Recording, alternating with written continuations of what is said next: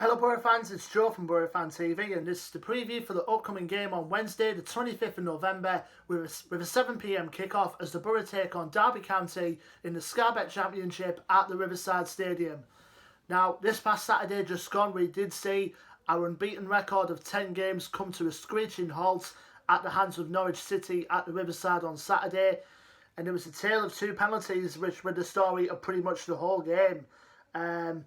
That obviously ours with Marcus Tavernier, which obviously didn't work out because he touched the ball twice, and you can tell from his body language that he pretty much did, and it was obviously disallowed.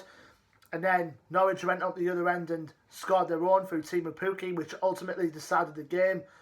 But Neil Warnock did mention that Norwich could have gone down to 10 men towards the end, with Jakob Sorensen could have been sent off for that rash challenge on, I think it was Sam Falarin, I think it was. But either way, it is what it is. Only two defeats in the season coming against teams that have come down from the Premier League, which is actually not too bad when you look at it in a way. But these next couple of games now we have to get on with, and these next two games coming up are surely must-wins now for the Boro. And we need to start scoring goals as well, because obviously the goals have been drying up these last couple of games. And obviously I think the likes of Chuba Akpom and Britta Sombalonga are both low on confidence of trying to get a strike to goal. And obviously we're having bad luck trying to get goals in there up from other players themselves, like Marvin Johnson, for example. He had a pretty good, decent chance on Saturday to grab a goal, but Tim Cook crucially saved. But we have seen glimpses of hope. You know, obviously Patrick Roberts is another one that could benefit with a start. He definitely needs a start, particularly over the next couple of games, I reckon. And we yet to see Duncan Watmore, but hopefully he may get a run out at some point in the season. And not to mention Grant Hall as well. He's back in on the subs recently. Injury-wise, it's only Ashley Fletcher and Marcus Brown are both out with hamstring problems, respectively. But Sam Morsey is looking to come back into the fold after his recent hamstring problems. So hopefully, fingers crossed, he might be back in for the game coming up on Wednesday. Now we're going to our opponents, Derby County, who had a pretty much a bad turmoil start to this season. Surprisingly, I think when you think of a team like Derby County, you would think of possibly challenge and challenge for the top places, but obviously not. They're currently rock bottom of the league on 24th place. The current record is played 12, won 1, drawn 3, and lost 8. Last game out for them was a 1-0 away defeat at Bristol City. Like I say, Derby have been wretched form all season, which ultimately led to Philippe Cocu getting the sack a couple of weeks ago. They're currently under the four-man interim charge of Liam Rossinia, Wayne Rooney, Shane Given and Justin Walker.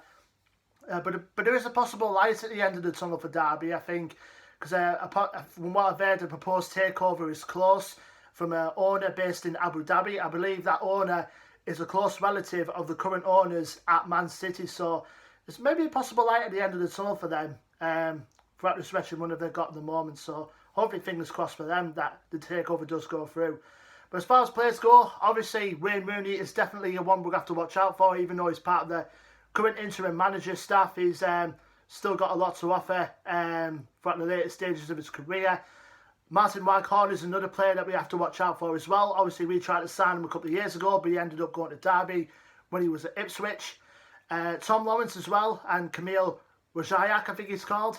And the two wingers that can cause us problems, and they've got good academy set up as well down at Derby. The likes of Louis Sibley, who's been linked with Leeds in the past transfer window, and Morgan Whittaker and Jason Knight, both good academy players coming out of Derby. And obviously you got Matt Clark in defence and David Marshall, who will be on a high after guiding Scotland to the Euros. So they've got a good squad, Derby. I think, in my opinion, I can't see them going down to League One next season. I just can't imagine them going down there.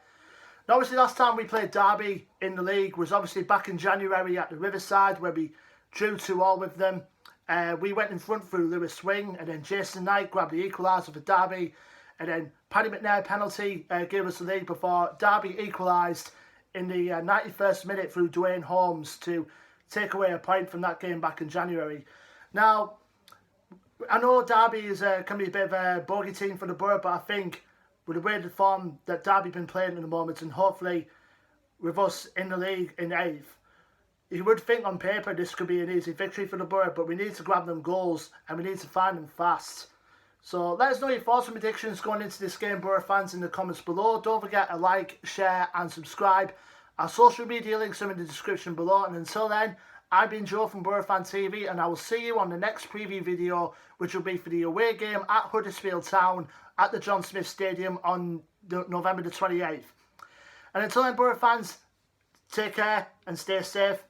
And let's hope for 3 points against the Rams. Up the Boro.